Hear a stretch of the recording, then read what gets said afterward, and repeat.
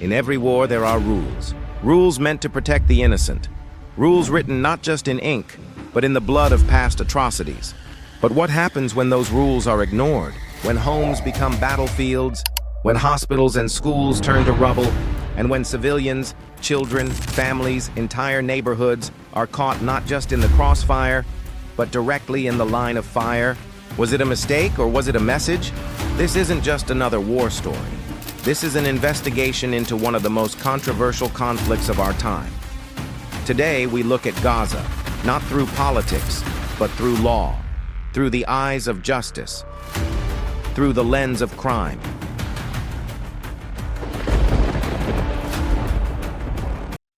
What's happening in Gaza right now is heartbreaking. Entire families are being wiped out.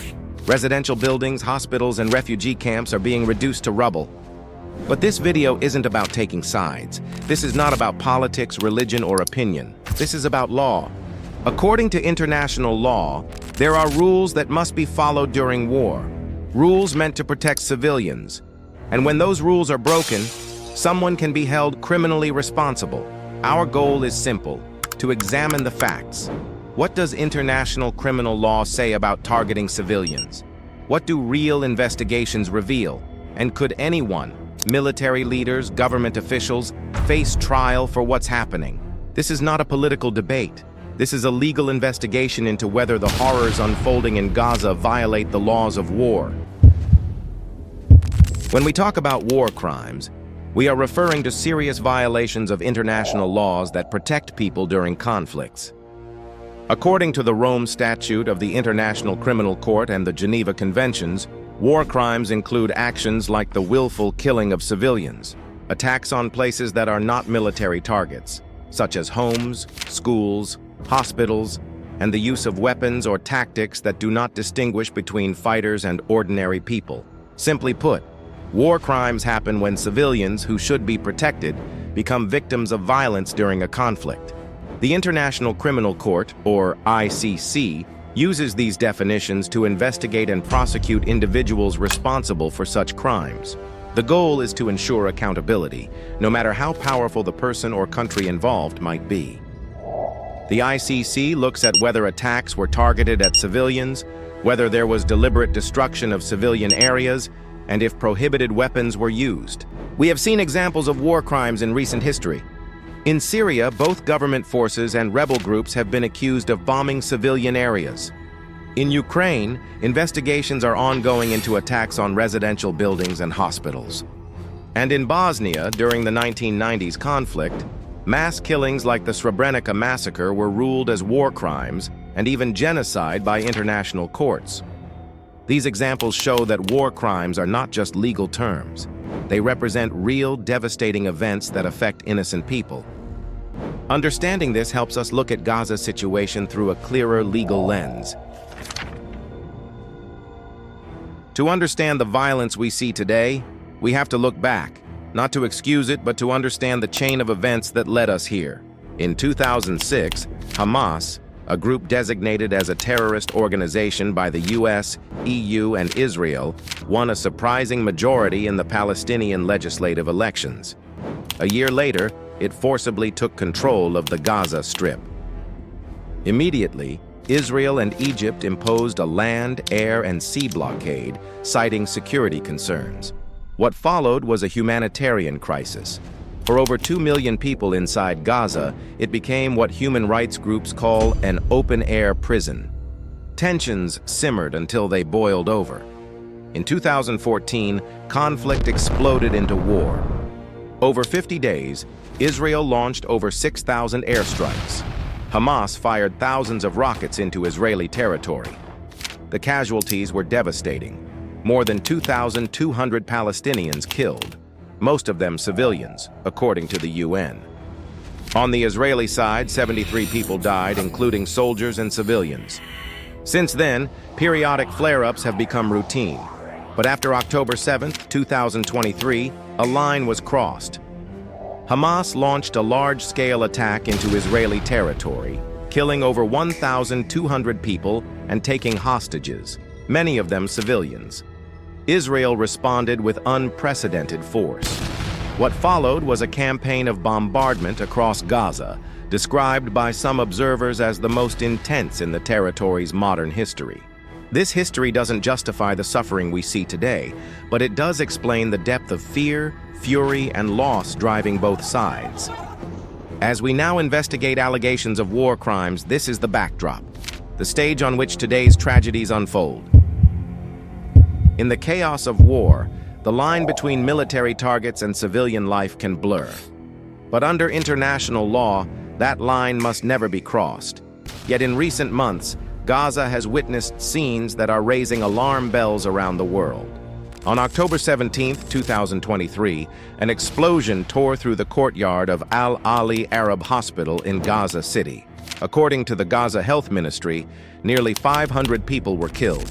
Patients, doctors, and displaced families seeking shelter. Israel denied responsibility, attributing the blast to a failed rocket launch by a Palestinian group. But investigations by Human Rights Watch and Amnesty International have called for independent verification, citing the need for transparency and accountability. This wasn't an isolated case. Just days later, an airstrike hit a UN-run school in the Jabalia refugee camp.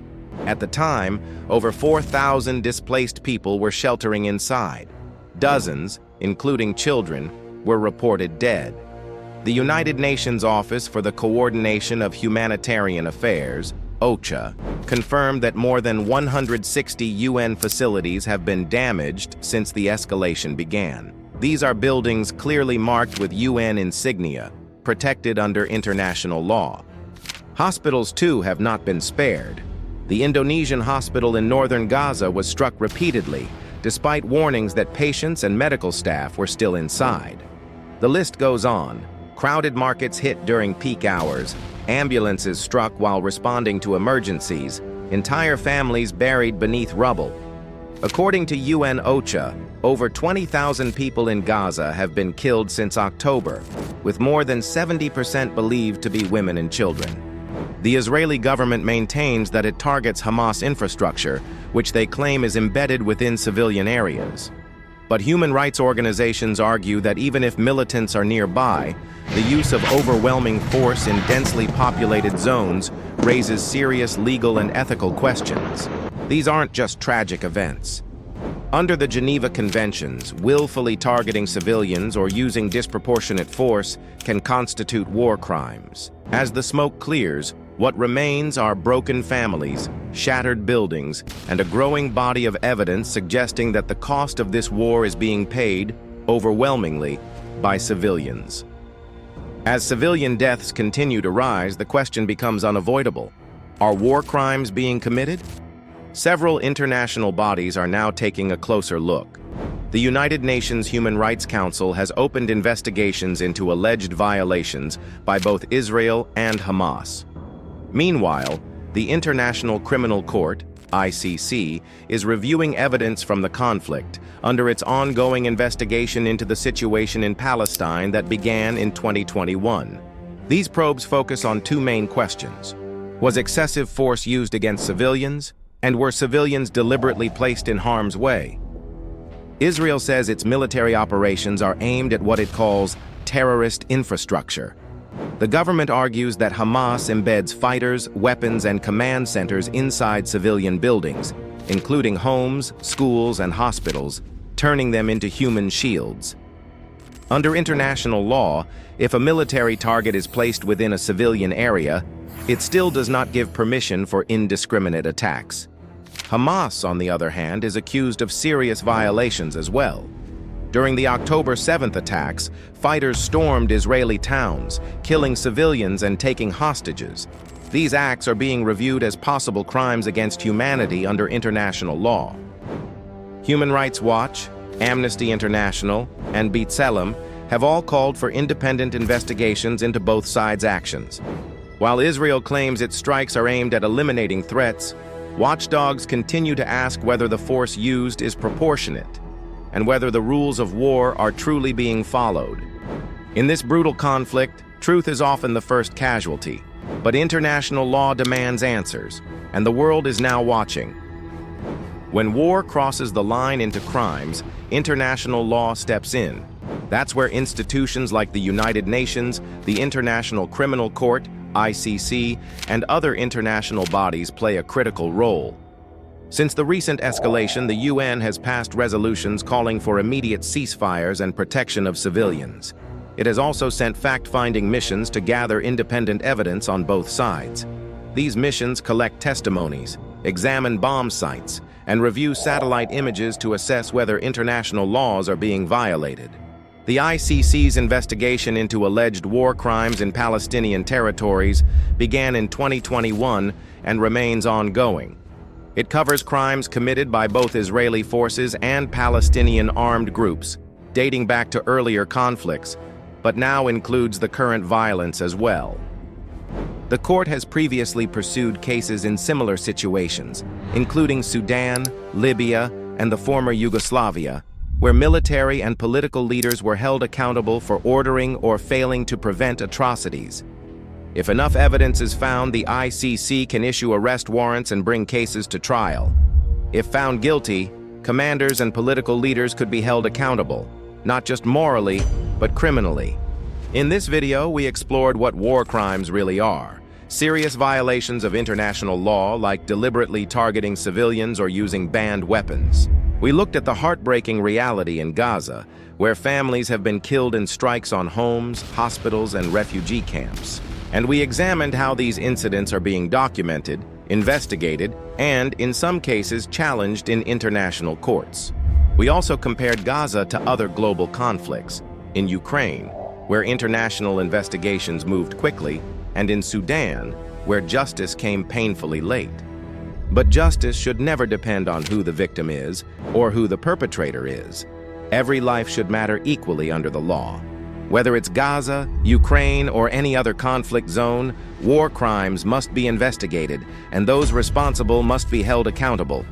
Because if we ignore these crimes, we risk normalizing them. And if justice is selective, it isn't justice at all. The world is watching, and history will remember not just what was done, but what was allowed to happen.